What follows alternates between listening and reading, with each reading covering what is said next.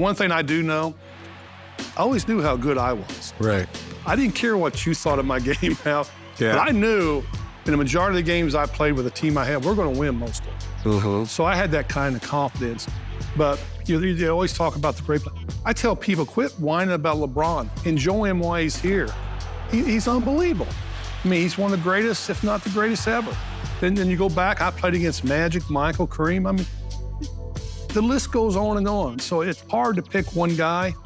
But, I mean, it just seems like everybody in their era thinks their era is the best. I don't buy any of that. Right. Things change.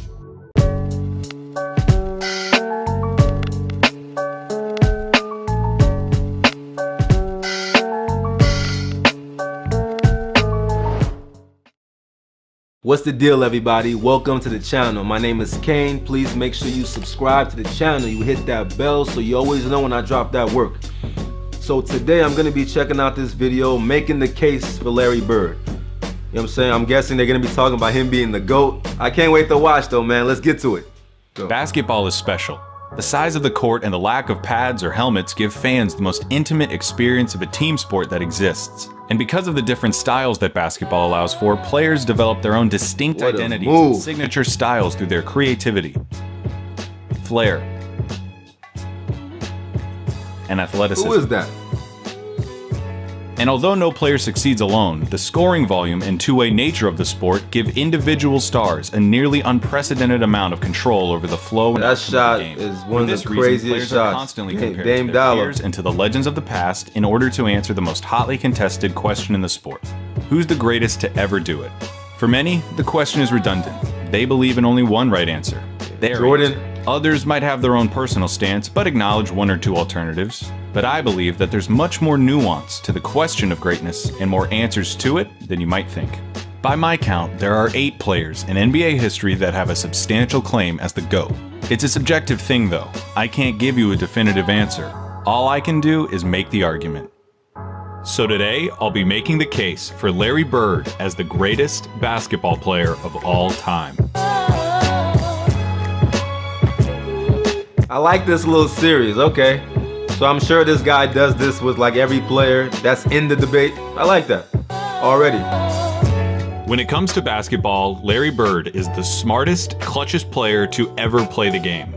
Now, if you don't think that Larry Bird is the greatest basketball player of all time, you probably hate that I just said that. I don't hate that you said that. Those are the kind of talking head sport cliches that surely impact the game but are impossible to empirically measure. Normally, I'd agree with you, but I think that when you talk about Larry Bird, you see those intangibles become real, palpable results. I wouldn't have said it if I didn't believe it. When Larry Bird was drafted by the Boston Celtics in 1978, the NBA needed saving. Attendance was in the toilet, the league had few marketable stars, cocaine addiction had several players in its grasp, and most damning of all, playoff games were being tape delayed. Playoff games at the highest level of basketball were being put in the back seat for black and white movies and network reruns. But rather than join the Celtics after being taken 3rd overall, Larry Bird decided to return for his final year at Indiana State, a decision that would prove to be one of the most important in the history of the sport. Bird's final year saw the Sycamores tear through college basketball, going 33-0 before the national championship game.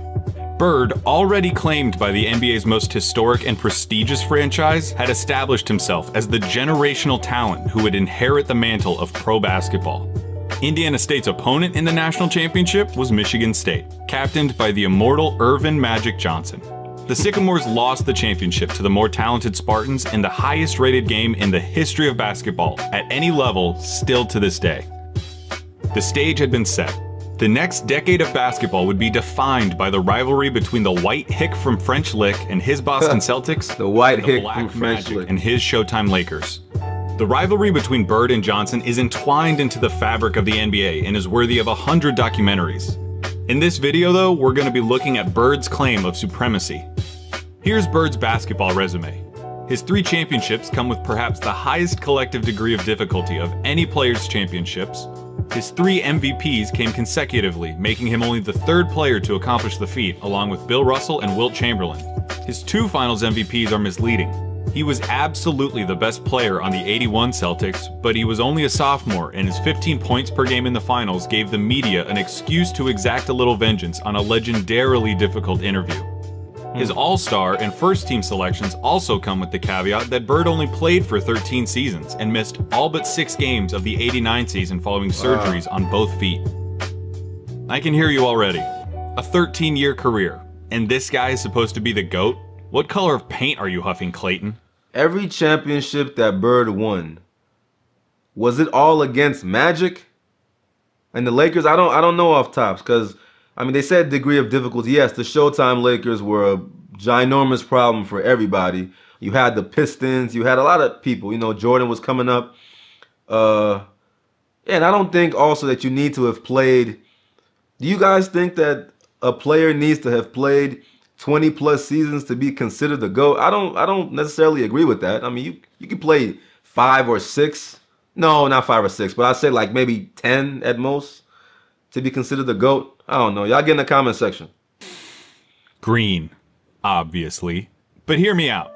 Yeah, Bird's career lasted about 2/3 as long as it should have. But what he did in that time was so impressive and so substantial that every basketball fan acknowledges that he's in the conversation as the greatest ever. Without question. Doesn't it matter that those 13 years saved professional basketball, delivered a disproportionate amount of memorable moments, defined the golden age of the league, and produced a career by which all other forwards, before or since, are measured?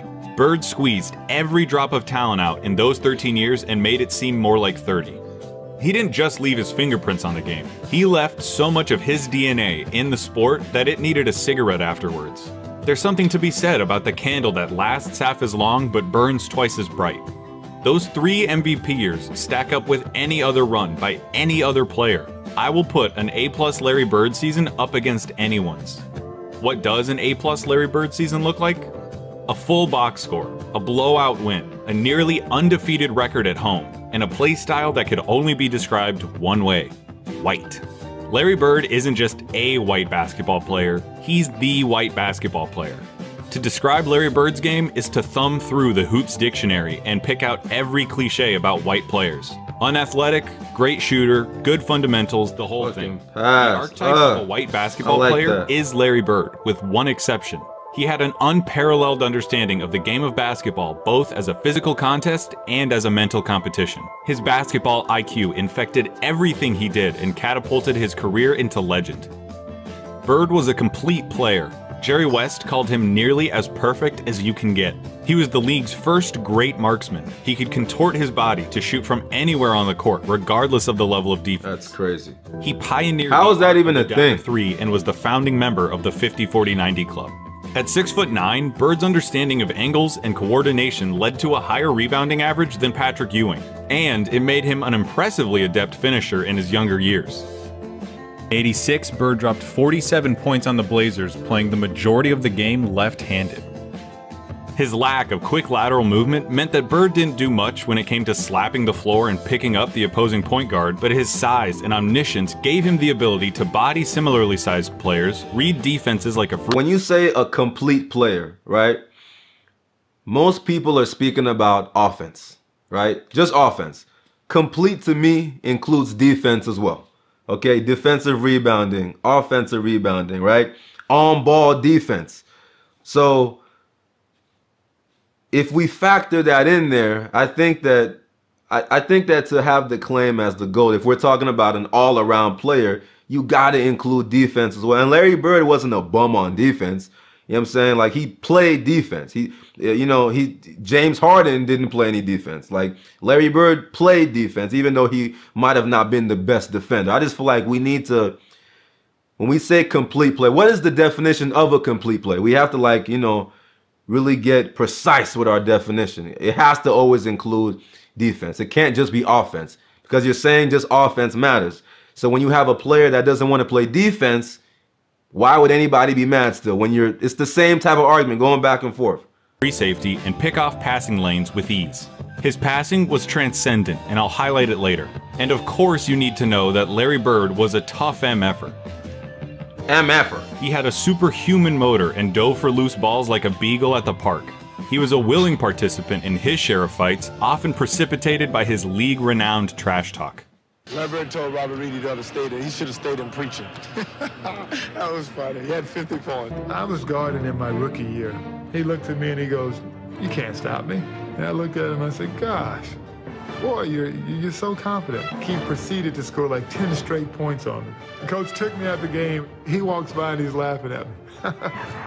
He was a basketball genius. He'd be a step ahead, a thought ahead. Play the game like I love these Larry Bird stories, man. Like, they don't ever get old. Because you have to play the game as a thinker when you're playing him. You have to get inside his mind. If you put all of us in a room, you know, Magic, Jordan, myself, and Bird probably be the guy who walks out of the room at the end of the day. Really? Did you notice something during those testimonies? Oh, because he hates Jordan, of course. Basketball players of all time. And they all sing Bird's praises like they were former assassins who had to go toe-to-toe with John Wick, and they're just happy to be alive. Bird excelled during one of the most talent-rich periods in league history. The abridged list of his basketball rivals goes players, like this. man. Dr. J and Moses Malone on the Philadelphia 76ers, Sidney Moncrief on the Milwaukee Bucks, Isaiah Thomas, Bill Laimbeer and the Bad Boy Pistons, Dominique Wilkins on the Atlanta Hawks, Bernard King on the New York Knicks, Michael Jordan on the Chicago Bulls, Hakeem Olajuwon and Ralph Sampson on the Houston Rockets, and of course, Magic Johnson, James Worthy, and Kareem Abdul-Jabbar on the Los Angeles Lakers. Alright, there's no point avoiding it any longer. We have to look at Magic versus Larry. If you have Magic over Larry, it's because he has 5 rings to Larry's 3, had a peak that lasted about 2 or 3 years longer than Larry's, and had a 2-1 record against Bird's Celtics in the finals. Perfectly legitimate, completely respectable arguments. But in the interest of making Bird's case, allow me to retort. For nearly the entire decade of the 1980s, the Eastern Conference was irrefutably the more competitive conference between the two. Right. Now it's so different. It's always the West now. Made 5 finals appearances is just as impressive as Magic's 9. As for the head-to-head record responsible for Magic's 2 extra titles, he had more help. Seriously, the Celtics' Big 3 and the Lakers' Big 3 get compared all the time historically as if they were of equal caliber. Yo, it's kind of crazy. Like, as much as I love Magic, you know, I thought he was smooth, I thought he was cold. I've never considered him to be the GOAT. I've always considered, you know, Larry to be in that discussion. If we're talking about point guards, I feel like Magic Johnson is the greatest point guard ever. But the GOAT, I've never considered Magic Johnson in there. Should I consider him? I only put Larry because I feel like Larry was more offensive than Magic. But y'all get in the comment section, let me know what's up.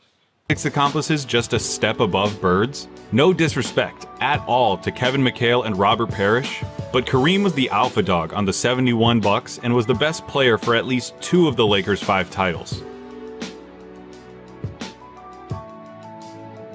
James Worthy was the #1 pick out of UNC after winning a championship as the best player on a team that had Michael Jordan on it. Throw in the fact that Magic got to be coached by Pat Riley, one of the most brilliant minds in basketball history, and you could say that the Magic-Bird argument comes down to one thing: luck. So if their careers come down to luck, the question just becomes who you would rather take. Now, I'm not making this video to tell you why you shouldn't take Magic. I'm making this video to tell you why you should take Bird. Not just over Magic, but over everybody. One thing that helps him is the fact that his play would translate perfectly into the league today. A 6'9" sharpshooting forward with eyes in the back of his head who averaged double-digit rebounds in an era against Moses and Laimbeer. He'd gobble up boards as a power forward. He'd be an offensive mismatch against everybody as a small ball center, and his off-ball skills and passing would pair perfectly with the flow of today's game. I agree and disagree at the same time. Like, I love Larry Bird, man. I think that he was so cold. I love reacting, you know, to his videos, but I just don't feel like he could play in this era. But what I feel like would be a problem for Larry Bird is that would he be able to stop anybody on the other end? Like, players are faster. Like, dribble moves and isolation moves are more different than it was in Bird's era. You know what I'm saying? And it's like, it would take a minute to get used to, right? Obviously, footwear was different. This is different. Like, people were posting up back then at the 3-point line. It's just a lot of stuff that I feel Bird would have a lot of problems with. But as far as toughness, I think that he would be straight. But there's a lot of stuff that I feel like we're not accounting for when it comes to how he would be able to stop people on the other end. People are taller. Point guards are bigger. Like, I don't know. It's just, I hate to disagree with that. I agree with what he's saying, but I just kind of don't, man. his competitive mania, and 3 generations worth of medical advancements, and we're talking about a player who could have stuck around so long they would have had to rename the league. As you've been watching these clips of Bird, I would hope that you would notice something. He always knows where everybody is. Yes, he does. Watching Bird play basketball is like watching those monsters from A Quiet Place that know where you are if you make any noise at all. Bird had a level of clairvoyance that bordered on the unnatural. In '85, he ended up 1 steal away from a quadruple-double after playing just the first 3 quarters. His passing was famously infectious and helped transform the Celtics of the '80s into an ideal that basketball teams at all levels are still shown tape of. They moved the ball with precision and intent, always looking for better shots and determined to get the entire team involved in the effort. That fact is almost entirely attributable to Bird and his wizardry with the ball. This acumen also helped Bird become the only player with a GOAT claim to transition successfully into other basketball roles after his playing career. He did. In his 3 years as the head coach of the Pacers, Bird won a Coach of the Year award, coached the Pacers to their first and only finals appearance, and gave Michael Jordan as much trouble as he'd ever gotten in his career in the '98 Eastern Conference Finals. After moving into a front office role for Indiana, he won Executive of the Year in 2012, becoming the only... Okay, so that right there is a phenomenal argument because they say that NBA players who were really, really good, they don't make the best coaches. If you look at the best coaches in NBA history, most of them are people that didn't play. Or if they did play, they weren't that good. They were like bench warmers and shit like that. Right? And I definitely remember that. The Indiana Pacers, I don't know if he was coaching when the Malice in the Palace happened, but he definitely was a great coach and he helped them for sure. And not a lot of legendary players can say that about the coaching aspect.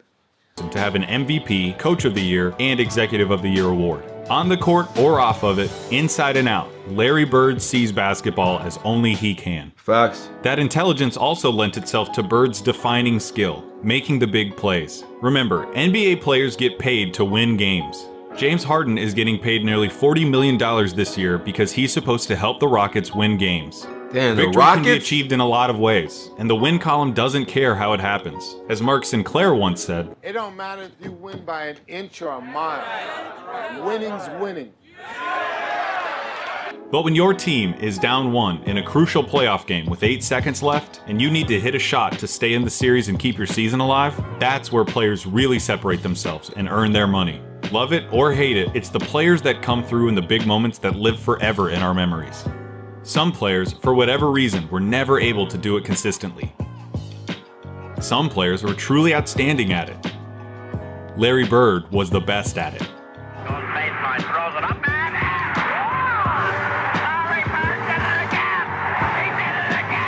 I've heard so many Larry Bird game-winning stories.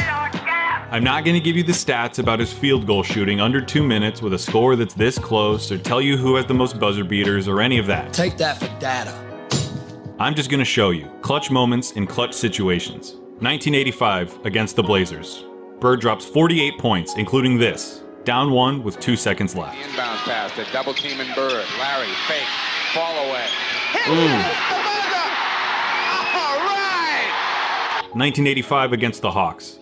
Bird sets the Celtics scoring record with 60 points with shots like these. They open the right side. Bird the fall away. He drills it again. That's the best shooting I've ever seen. 1986 against the Rockets. Not all of Bird's clutch moments were singular. The bigger the moment, the bigger his performance. In Game 6 of the 1986 NBA Finals, Bird clinches the championship with a triple-double in what he calls the best game he ever played. 2 seconds on the shot clock. Bird wants a 3 out of it. He gets it. 1987 against the Washington Bullets. Bird hits 1 shot to tie it before it's waved off because of a timeout. Hits another shot to tie it up for real. Crowd is standing up. It goes now to Bird. Bird goes up top. And then in double overtime, down 1, he does this. It's going to go to Bird. He's got a shot. Get it. And it's got it. It's a 3-point field goal. And that's that.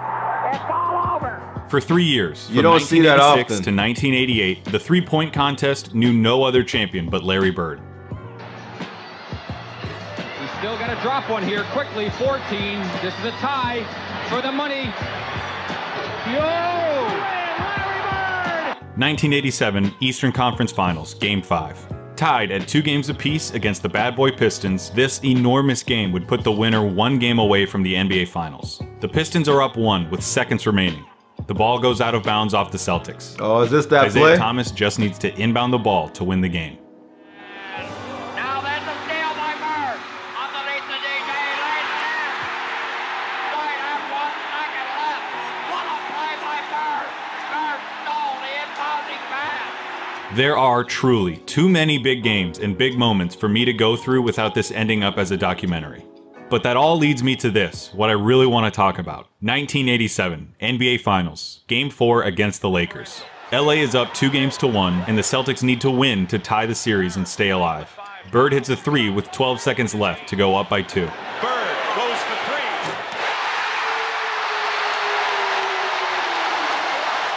3. Kareem comes down and gets fouled with 8 seconds left. He makes the first,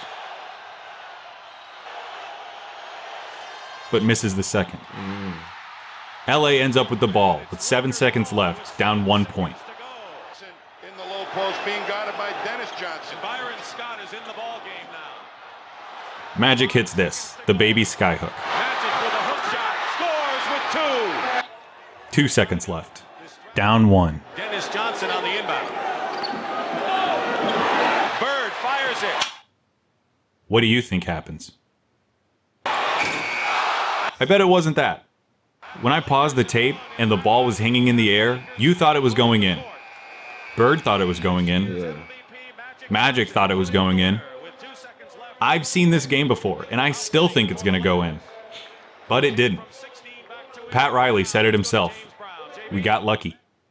And that, a missed shot in the NBA Finals, is why he's the clutchest. Because after he makes the big plays, has the big games, hits the big shots, time and time again, you expect him to hit every shot, to win every game. Larry Bird is for sure, you know, without question, one of the most clutch NBA players that we've ever had.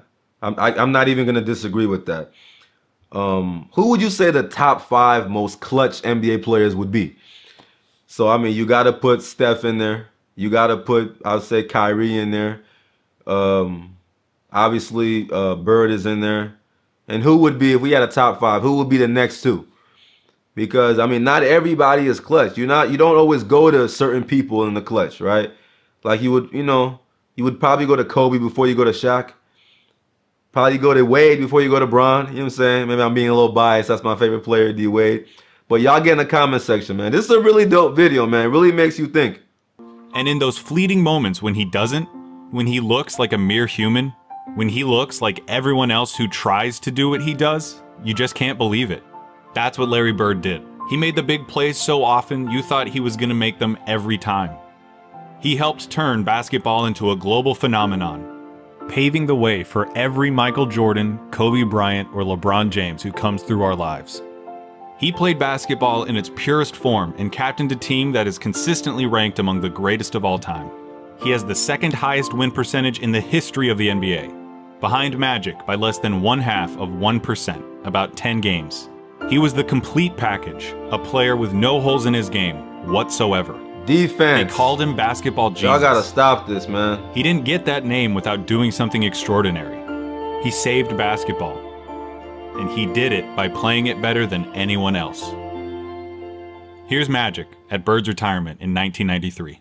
Larry Bird said that there would be another Larry Bird one day. And Larry, there will never, ever, ever be another Larry Bird. To the greatest basketball player ever, but more important, a friend forever. Yo, that was a very interesting video. He brought up a lot of points that, you know, I never really thought about before. I can't even front. When people say Larry Bird saved the NBA, I have a problem with that. You have to include Magic in there as well. Okay, Larry Bird and Magic Johnson, you can't talk about Larry without Magic, and you definitely cannot talk about Magic without talking about Larry, right? They're very important to each other's careers. It's just like Tupac and Biggie. You can't talk about one without the other. And I feel like they both played a role. Do you think that Larry Bird would have saved the NBA if there was no Magic? And do you think Magic would have saved the NBA without a Bird? It's like they needed each other, I feel. And when it comes to the greatest NBA player of all time, man, this is a really, you know, challenging one, because I've always, growing up, I always heard Michael Jordan was the greatest ever. And believe it or not, I didn't really watch Jordan too much. I went back to watch more Bird and Magic and, you know, Gary Payton and, you know, people like that before I really went back to watch Michael Jordan. But you can't argue with Jordan's resume. You know, if I had to pick a GOAT ever, I would probably say, you know, I mean, Jordan is like low-key, like mythical. Like it doesn't even make sense, the shit that he was able to do. Come back, three-peat, like it's just, you know. But I would say it's probably Jordan. I'll probably lean towards that, you know, just off of his resume. You don't get a better resume than Jordan, but Larry is definitely in the conversation. I would say that for this era, I would say it would be LeBron. You know, I know some of you guys are gonna hate me for that, but I don't care about that. But that's it for the video, guys. Make sure you guys like, comment, subscribe, and follow me on Instagram at I'm Hurricane Isaac 95. I'm gone. Peace.